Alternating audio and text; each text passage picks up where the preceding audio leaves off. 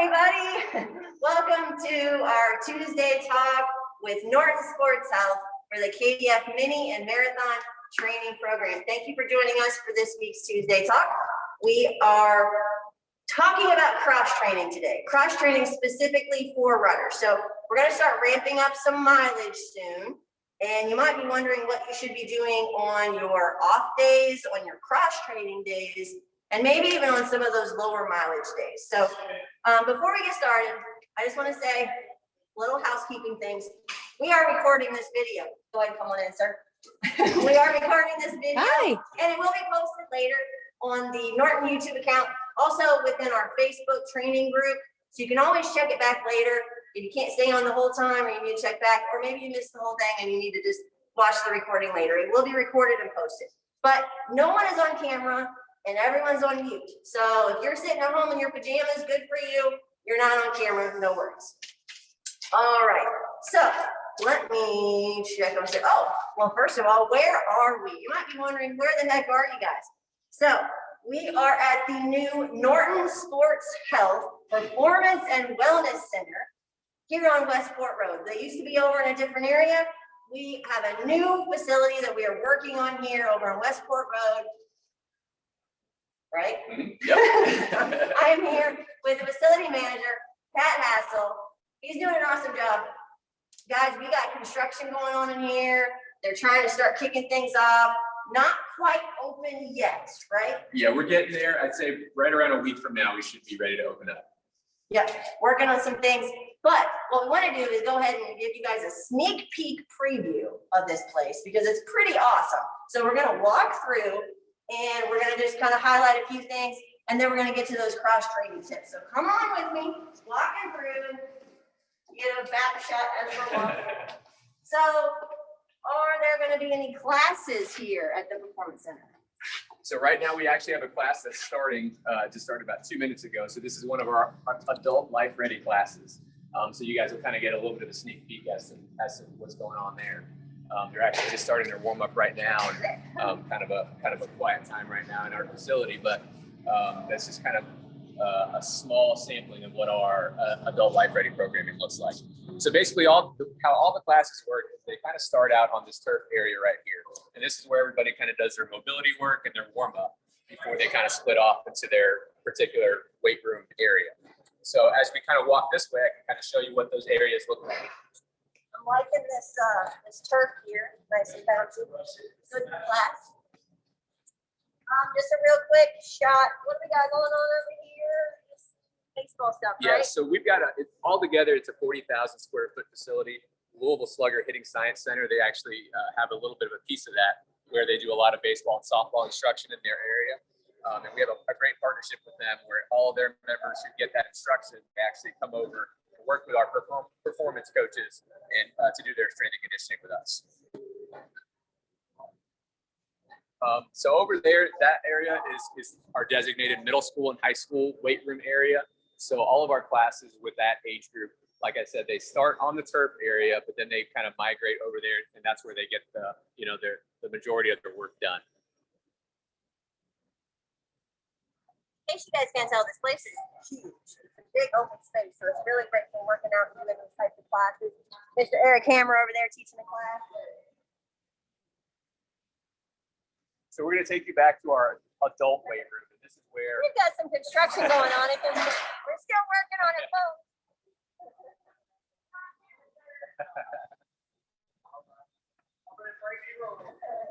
So this is kind of our adult weight room area.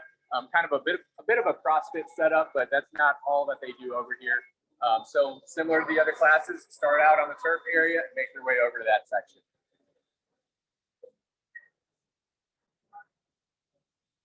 And we're walking. So obviously we are talking about cross training today. This is a great facility to get some of your cross training in, especially when some of these classes start showing up. They're doing a couple things we might be doing here as part of our cross training tips on our Tuesday talk. Stay with me. While we're walking over there, we could talk a little bit about some of our different membership options. Basically all levels of athleticism and fitness, all levels of age. We go all the way from elementary school to silver sneakers with our senior citizens. This right here is our open gym area. So basically, if you're the kind of person who just wants to come in and kind of work out on your own and doesn't exactly want the coaching, just kind of, freedom to do your own thing, this would be your area right here where we kind of have our, some free weights, some machines, some cardio. So basically everything you see on this lower level and upstairs would be kind of your area to get your work done.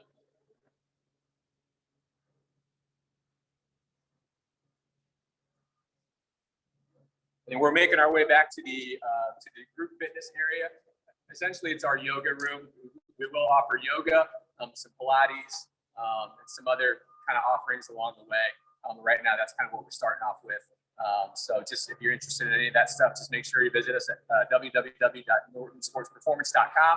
We've got our pricing. We've got our some of our programs on there. So that's the best place to find all the information.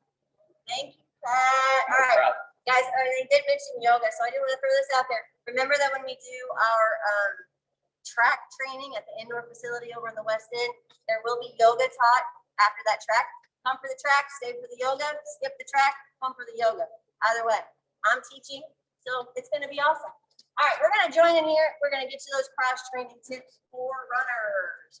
But before we do that, we have to do a quick interchange of our video. So hang tight for 2 seconds. We'll be right back. Hang tight.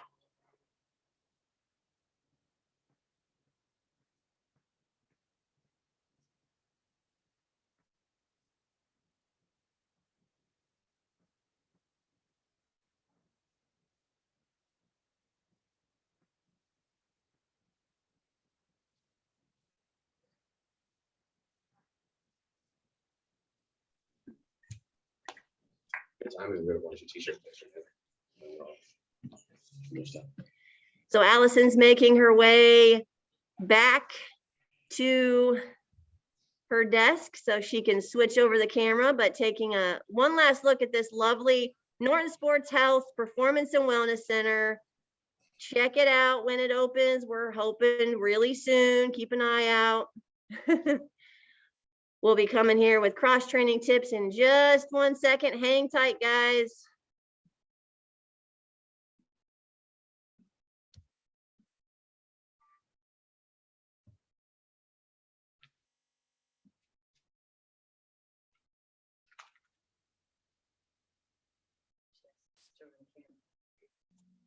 You are good to go, Stephanie. Woo! Okay, we are back on camera.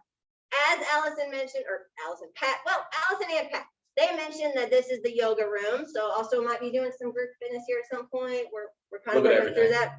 But let me introduce Dan the Man.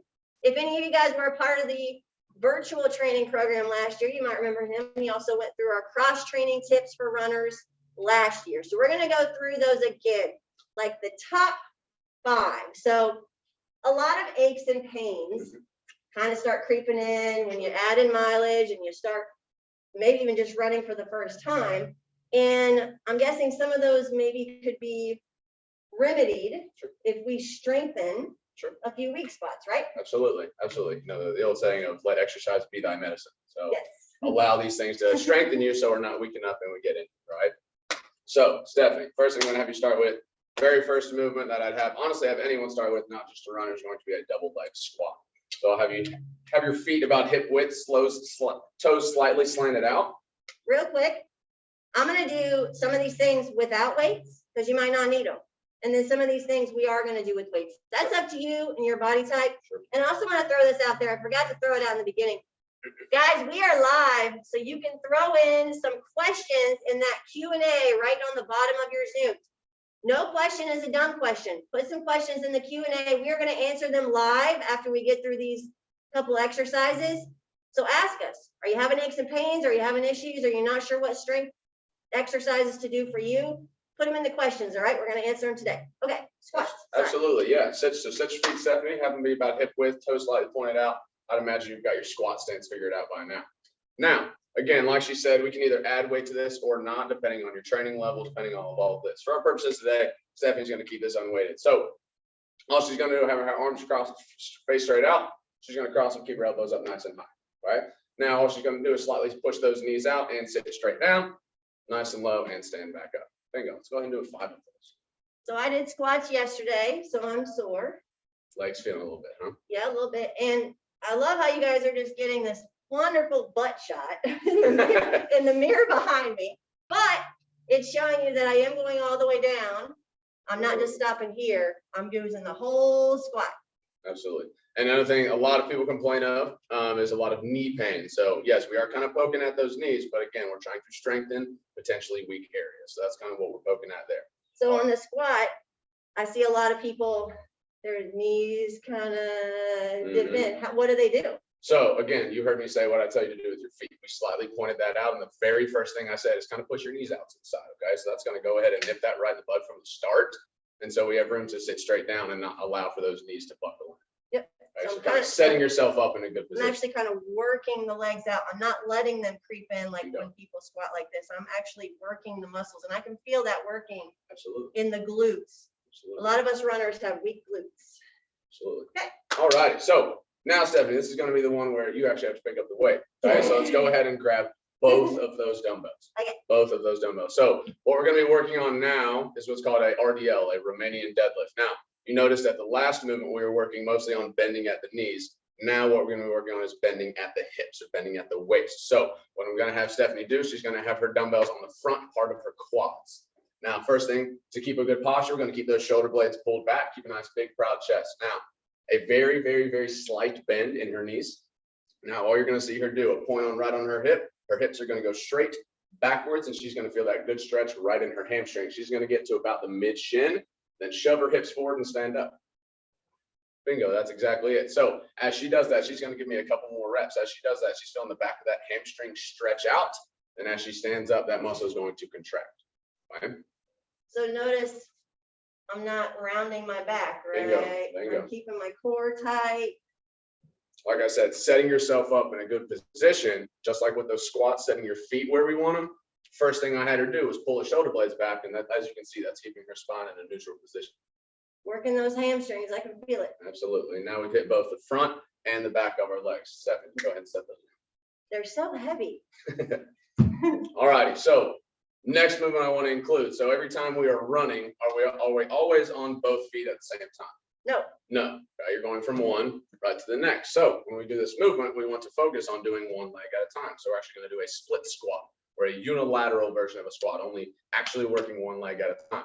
So what you're going to see Stephanie do is her front toe is pointing pointing straight forward. Her back toe is dug into the ground.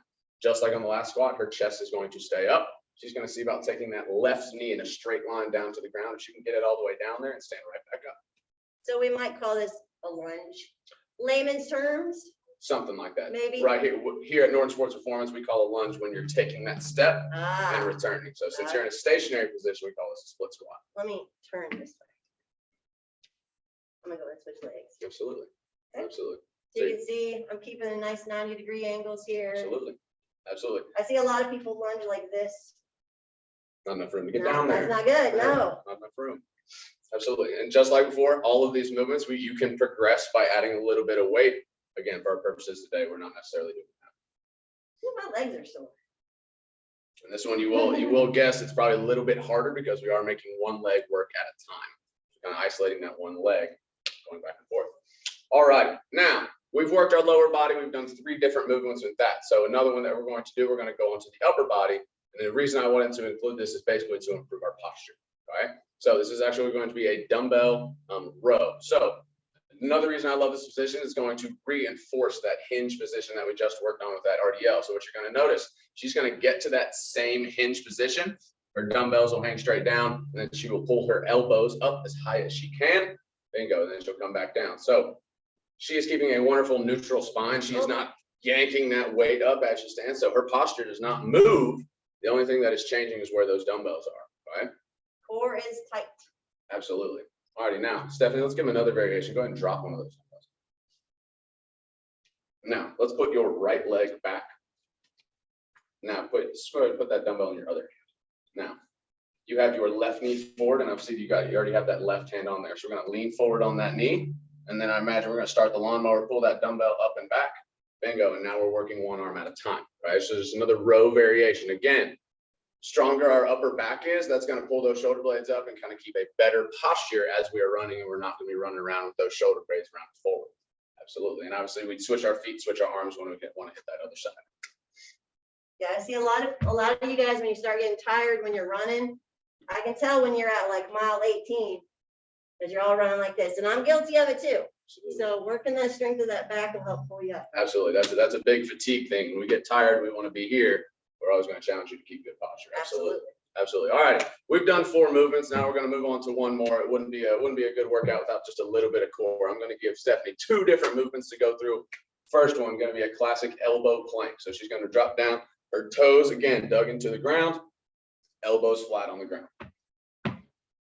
Bingo. Now, what you are noticing is she's got a pretty nice straight line from her shoulder all the way back to her feet. She's not having her hips way too high in the air, and her hips aren't way too low to the ground. She's doing a wonderful job of keeping that core tight and staying in that good plank position.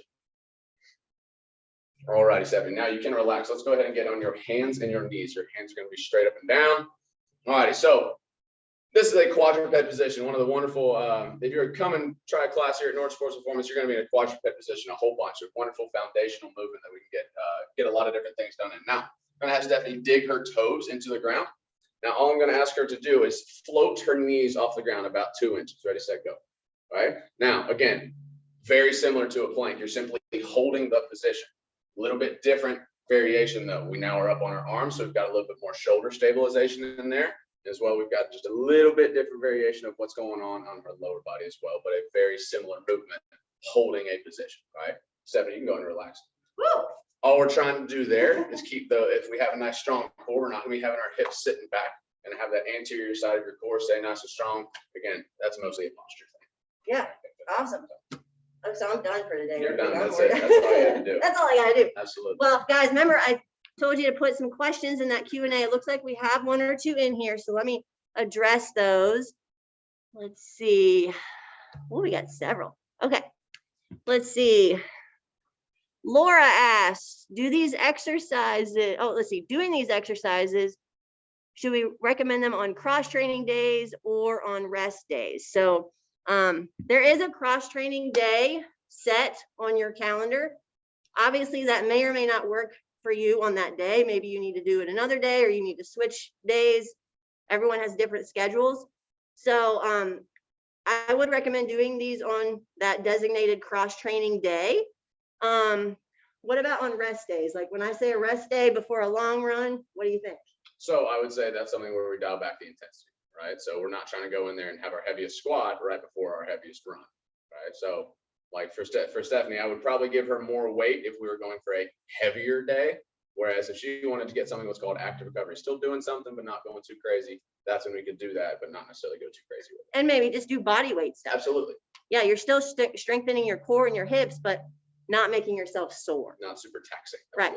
And then Laura also asked, let's see, training has multiple days in a row of mileage with hills, and then, 3 miles on Wednesday, Thursday.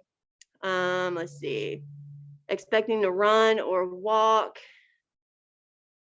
Okay, so I'll answer this. We do our speed work on Tuesdays because that just seems to be the day everyone does their speed work. Running or walking, if you're asking about running or walking on those days, maybe you need to consider a run-walk method. I always recommend people start that way. The Galloway method is what it's called, where you run for a certain amount of time and you walk for a certain amount of time. You set a timer, you try to stay on pace with that.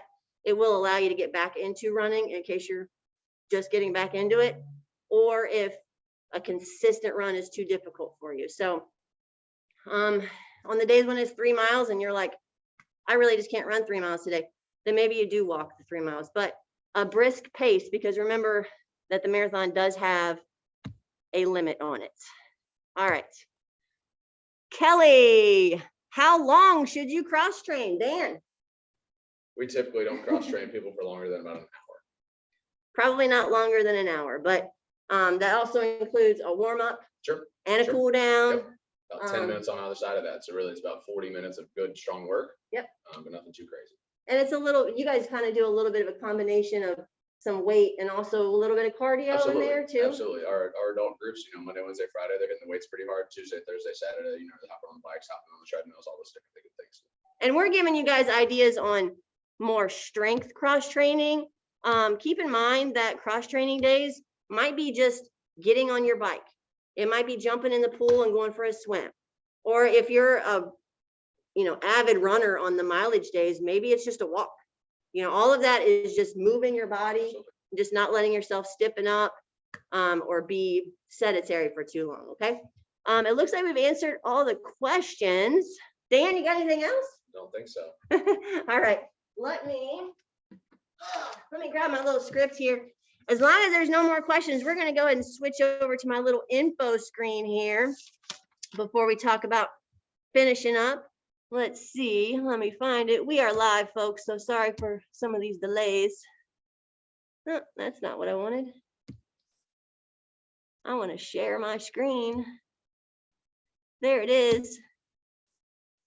And we are sharing. Woohoo! All right. So we appreciate y'all joining us today.